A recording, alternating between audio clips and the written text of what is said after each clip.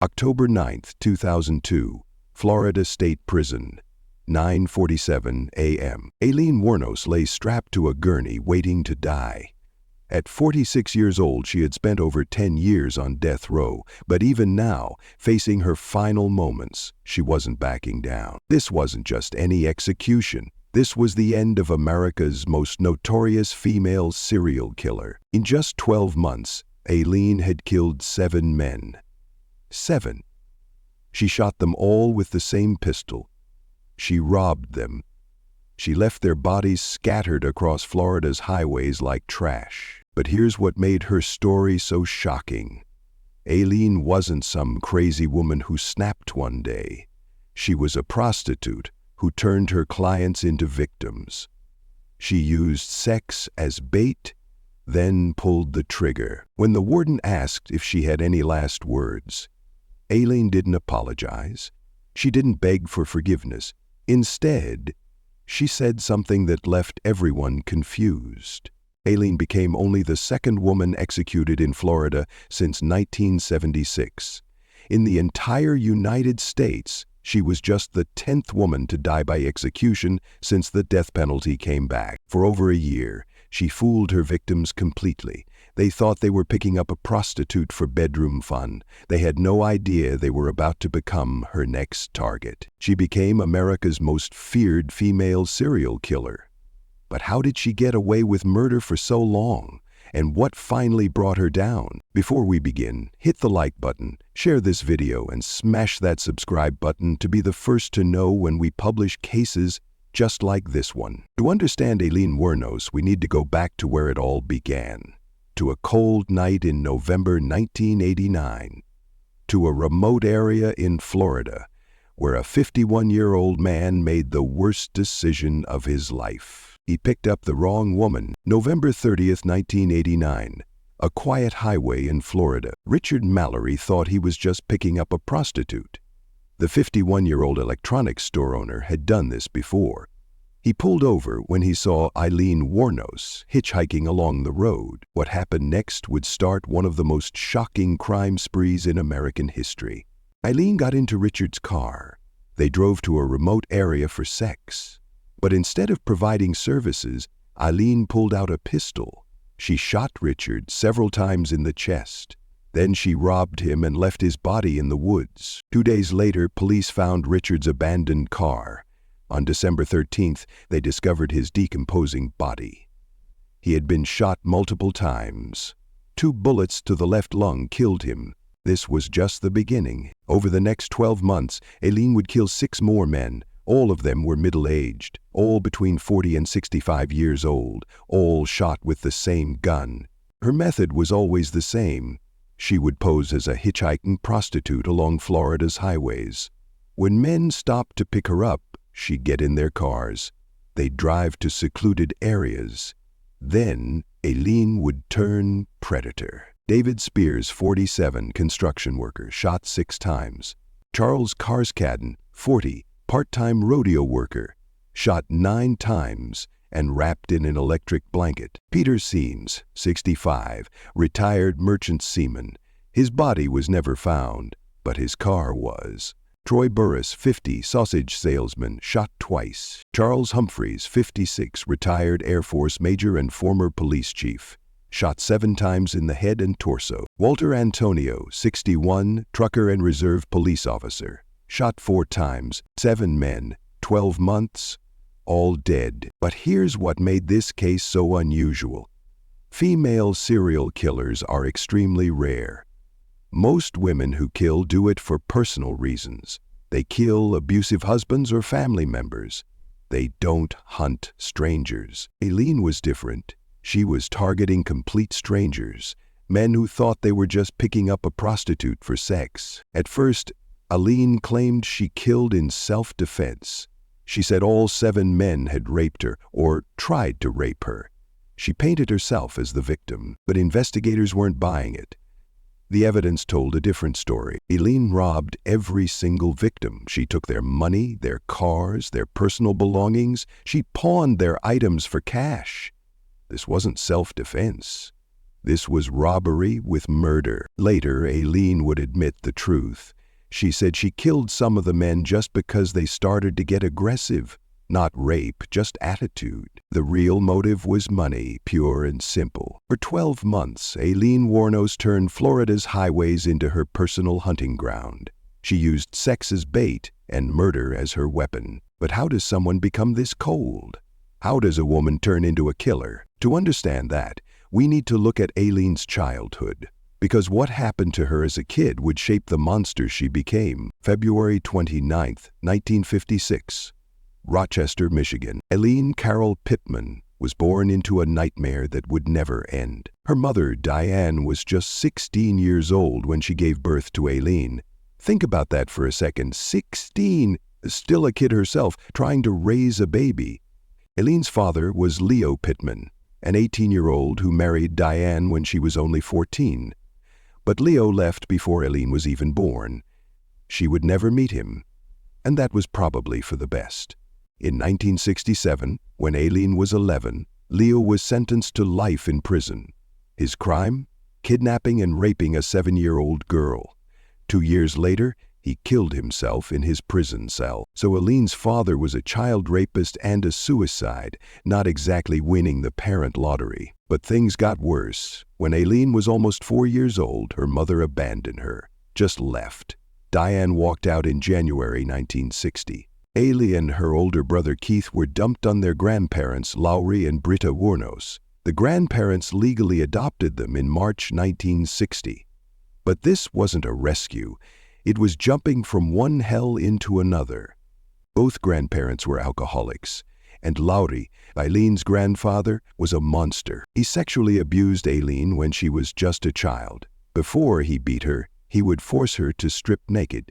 Then he would assault her and beat her senseless. By age 11, Aileen was already damaged beyond repair. She started having sex with other kids at school, not because she wanted to, because she traded sex for cigarettes, drugs, and food. This was her normal.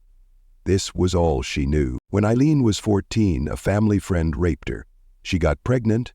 On March 23, 1971, she gave birth to a baby boy. The child was immediately put up for adoption. Around the same time, her grandmother died of liver failure. Her grandfather had had enough.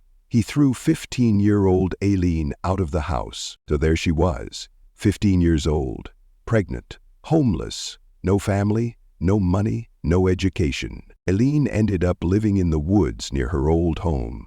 To survive, she turned to the only thing she knew how to do: prostitution.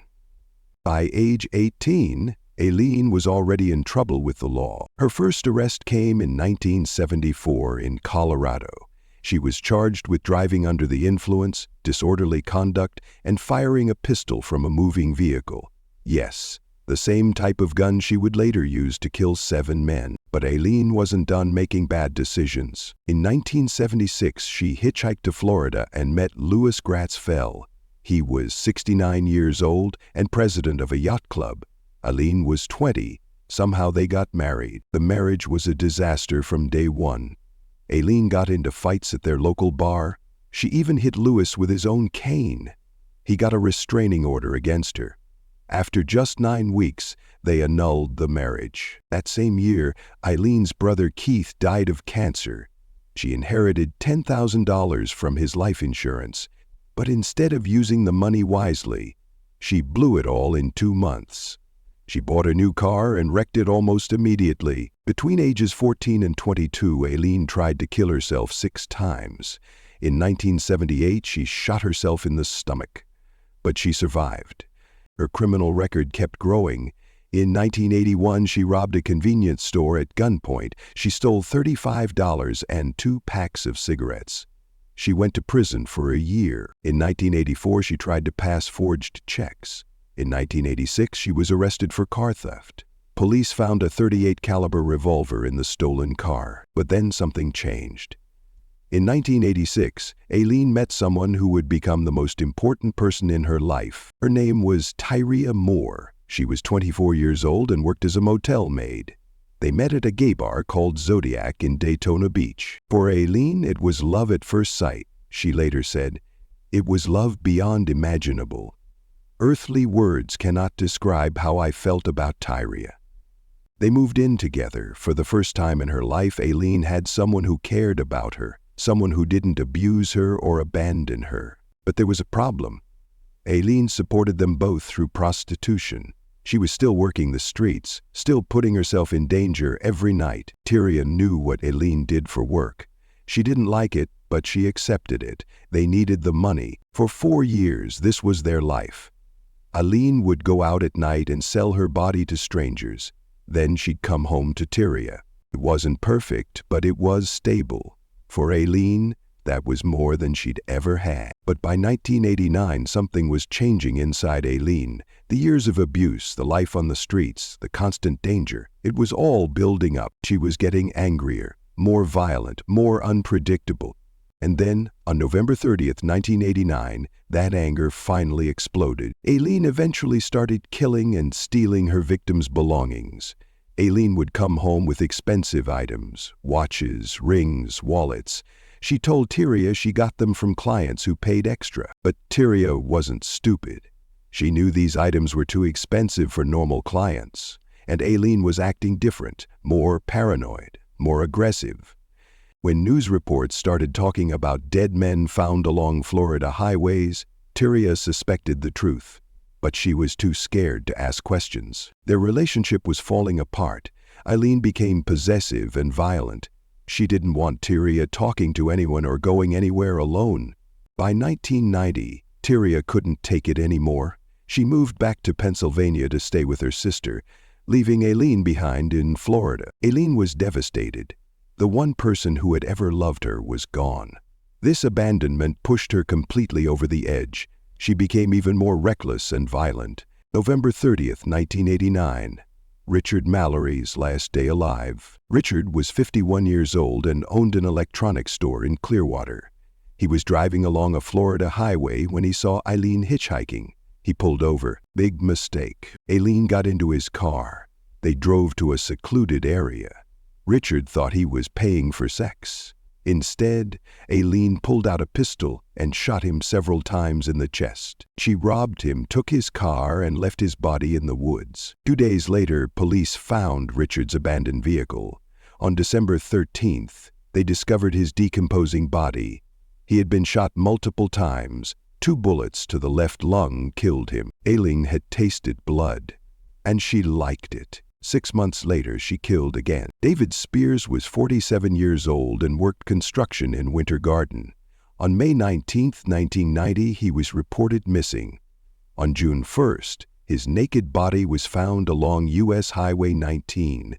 He had been shot 6 times with a pistol. Just 1 day later, Aileen struck again. Charles Carskaddon was 40 years old and worked part-time at rodeos. On May 31, 1990, Aileen shot him 9 times. She wrapped his body in an electric blanket and left it in Pasco County. When police found him on June 6th, he was badly decomposed. Witnesses saw Aileen driving Charles's car. She had also pawned a gun that belonged to him. In June 1990, Aileen killed Peter Seams. He was 65 years old and a retired merchant seaman. He was driving from Florida to Arkansas when he picked up Aileen. His body was never found, but on July 4th, his car was discovered in Orange Springs, Florida. Aileen and Tyria had been in a crash and abandoned the vehicle. Aileen's handprint was found on the interior door handle. This crash would later help police identify her. Troy Burress was next. The 50-year-old sausage salesman from Ocala was reported missing on July 31, 1990. 4 days later, his body was found in a wooded area along State Road 19. He had been shot twice. On September 11, 1990, Aileen killed Charles Humphreys. He was 56 years old, a retired Air Force major and a former police chief. His body was found the next day in Marion County. He was fully clothed and had been shot 7 times in the head and torso. The final victim was Walter Antonio. He was 61 years old and worked as a trucker, security guard, and reserve police officer. On November 19, 1990, his nearly naked body was found near a remote logging road. He had been shot 4 times, 7 men, 12 months. all shot with the same pistol. Aileen had become a killing machine. She was using Florida's highways as her personal hunting ground, but she was getting sloppy, and the police were closing in. July 4th, 1990. The mistake that brought Aileen down. Aileen and Tyria were driving Peter Seam's stolen car when they crashed. A witness named Rhonda Bailey saw the whole thing. She watched two women get out of the wrecked car and walk away. Rhonda gave police a detailed description of both women. The police launched a media campaign to find them. Aileen's face was all over the news, but the real break came from evidence Aileen left behind. She had been pawning her victims' belongings for cash: rings, watches, tools, anything valuable. The pawn shops kept records, and Aileen's fingerprints were all over the receipts. Police also found her fingerprint inside Peter Seam's car. They ran it through their database and got a match. Aileen had a criminal record in Florida, so her prints were already in the system. Now they knew who she was. They just had to find her. On January 9, 1991, police tracked Aileen to the Last Resort, a biker bar in Volusia County. They arrested her on an outstanding warrant under a fake name she'd been using. The next day, they found Tyria in Pennsylvania. This is where things got interesting. Police offered Tyria a deal. Help us get a confession from Aileen, and we won't charge you with anything. Tyria agreed. They brought Tyria back to Florida and put her up in a motel. Then they had her call Aileen in jail. For 3 days, Tyria begged Aileen to confess. She said she was scared the police were going to arrest her too. She pleaded with Aileen to tell the truth and clear her name. Aileen couldn't stand the thought of Tyria going to prison. On January 16, 1991, she confessed to all 7 murders. She told police that every single victim had tried to rape her. She claimed she killed them all in self-defense, but investigators weren't buying it. The evidence told a different story. This was about money, not self-defense. After over a year of terror on Florida's highways, Aileen Wuornos was finally behind bars. January 1992. Aileen's first murder trial began. She was being tried for killing Richard Mallory, her first victim. The prosecution had a strong case. They had physical evidence, witness testimony, and Aileen's own confession. But Aileen's defense team tried something unusual. They wanted to prove that Richard Mallory had a history of sexual assault. They found records showing he had been convicted of attempted rape in Maryland years earlier. The defense argued this proved Aileen's self-defense claim. If Mallory was a rapist, maybe he really did try to attack her. But the judge refused to allow this evidence in court. He said Mallory's past crimes weren't relevant to his murder. On January 27, 1992, the jury found Aileen guilty of first-degree murder. 4 days later, she was sentenced to death. But the state wasn't done with her. In March 1992, Aileen pleaded no contest to 3 more murders: Charles Humphreys, Troy Burris, and David Spears. She told the court, "I wanted to confess to you that Richard Mallory did violently rape me, as I've told you, but these others did not. They only began to start to." She was given 3 more death sentences in May 1992. In June 1992, she pleaded guilty to killing Charles Carskadden, another death sentence. In February 1993, she pleaded guilty to murdering Walter Antonio, her 6th death sentence. The state never prosecuted her for Peter Seam's murder because his body was never found. Throughout all these trials, Aileen kept changing her story. First, she said all 7 men tried to rape her. Then she admitted that some of them just got aggressive. Finally, she said she killed them for money and to leave no witnesses. Court psychiatrists diagnosed her with borderline personality disorder and antisocial personality disorder, but they said she was mentally competent to stand trial. By 1993, Aileen Wuornos had 6 death sentences. She was heading to death row. Aileen was sent to Broward Correctional Institution, Florida's death row for women. For the next 10 years, she fought her death sentences through the courts, appeal after appeal, motion after motion. In 1996, the U.S. Supreme Court denied her final appeal. Her legal options were running out. But something strange happened in 1991. A woman named Aileen Wuornos saw Aileen's photo in a newspaper and decided to adopt her. Aileen was 44 years old and had never met Aileen before, but she legally became Aileen's adoptive mother. By 2001, Aileen was tired of fighting. She fired her lawyers and told the court she wanted to die. She wrote a statement that shocked everyone. "I killed those men, robbed them as cold as ice. And I'd do it again too. There's no chance in keeping me alive or anything because I'd kill again. I have hate crawling through my system." The court appointed psychiatrists to examine her. They agreed she was mentally competent to make this decision. But in 2002, Aileen's behavior became increasingly paranoid. She claimed prison guards were poisoning her food with dirt, saliva, and urine. She said they were trying to drive her insane before her execution. She complained about strip searches, tight handcuffs, and constant harassment. She threatened to boycott showers and meals when certain officers were on duty. Documentary filmmaker Nick Broomfield interviewed her several times during her final years. In these interviews, Aileen claimed her mind was being tortured and her head was being crushed by sonic pressure. She became increasingly angry at society, the media, and the justice system. In her final interview, she said, "Thanks a lot, society, for railroading my ass."